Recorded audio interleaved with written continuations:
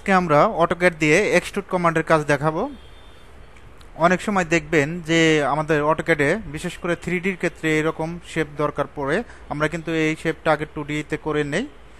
বিভিন্ন ডিজাইনের ক্ষেত্রে এরকম শেপ প্রয়োজন হয়, 2Dতে করে তারপর আমরা 3Dতে এক্সট্রুড কমান্ডের সাহায্যে কাজ করি। প্রথমে আমরা কি করবেন, 3Dতে যাবেন, আইসোমেট্রিকে ক্লিক করবেন। ক্লিক করার পর এই অবজেক্টটা সিলেক্ট করবেন, সিলেক্ট করে জাস্ট এক্সট্রুডে ক্লিক করবেন। এক্সট্রুড অটোমেটিক দেখেন এখন কত ইঞ্চি দিতে চাচ্ছেন। আমরা এটা যদি 5 ইঞ্চি দিতে চাই 5 দিয়ে এন্টার দেব।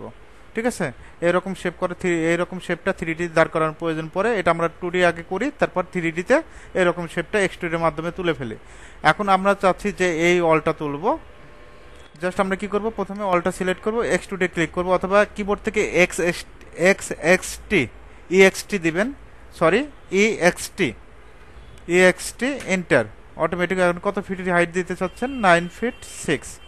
ওকে, এখন যদি আমরা এই শেপটা 2Dতে তৈরি করি, জাস্ট আমরা টপ ভিউতে যাব।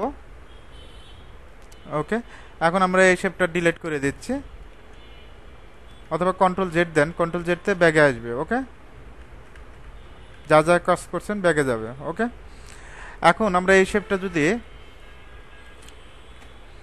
এটা তো আমরা 2Dতে করছি, এটা বিভিন্ন ধরনের ডিজাইন আমাদের এটা লাগে। বিশেষ ক্ষেত্রে আপনার মসজিদে মিনারের ডিজাইনগুলো এই টাইপের হয়, অথবা আপনি বারান্দার ডিজাইন, বারান্দার বিভিন্ন শেপ টেপ যেগুলো, বাউন্ডারি যে ওয়ালগুলো, এগুলোতে আমরা এই ধরনের শেপ, এমনকি কাছাকাছি শেপটা দাঁড় করে এটা আগে 2Dতে করে নিতে হয়। প্রথমে আপনি লাইন নেবেন অথবা রেক্ট্যাঙ্গেল নেবেন, REC রেক্ট্যাঙ্গেলের শর্টকাট। ওকে, এখান থেকে আমরা 12 ফিট নিচ্ছি। কত ফিট? 12 ফিট। ওকে, অবশ্যই কমা দিতে হবে, এদিকেও 12 ফিট। অফসেট 5 ইঞ্চি, ও লেখে এন্টার, 5 লেখে এন্টার। এই দুইটা অবজেক্ট আগে কি করবেন, জয়েন করে নেবেন। অবজেক্ট সিলেক্ট করে যে লেখে এন্টার, জয়েন।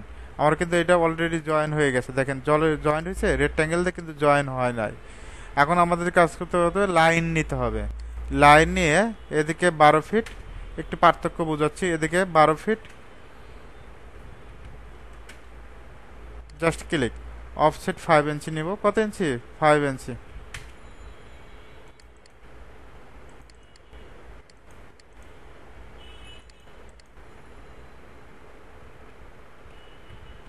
তারপর এফ লেখে এন্টার। কি লেখে এন্টার? এফ লেখে enter. First point, second point, আবার first point, second point, first point, second point.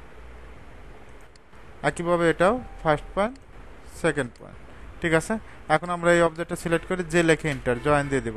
ওকে, এখন আমরা এখানে একটা ডোর কাটবো। ডোর এখান থেকে কত ফিট? 3 ফিট। কত ফিট?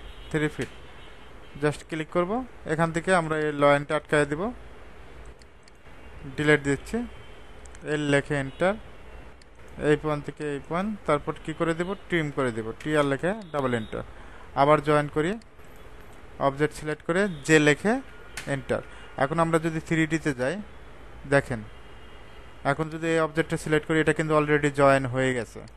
সিলেক্ট করে আমরা জাস্ট এক্সট্রুডে ক্লিক করব, অথবা EXT। আশা করি কিবোর্ড থেকে কাজ করবেন, EXT ক্লিক করবেন। এখান থেকে কত ফিট নিতে যাচ্ছেন, এখান থেকে 9 ফিট 6, আমরা চেলাপ বাদে 9 ফিট 6 অলটা তুলব, এটাই। এখন এটা অবজেক্টটা সিলেক্ট করে এখানে যদি এক্সট্রুডে ক্লিক করেন, তা হয়ে যায়, এটা কিন্তু সম্পূর্ণ হয়ে যাচ্ছে, তার মানে জয়েন হয় নাই।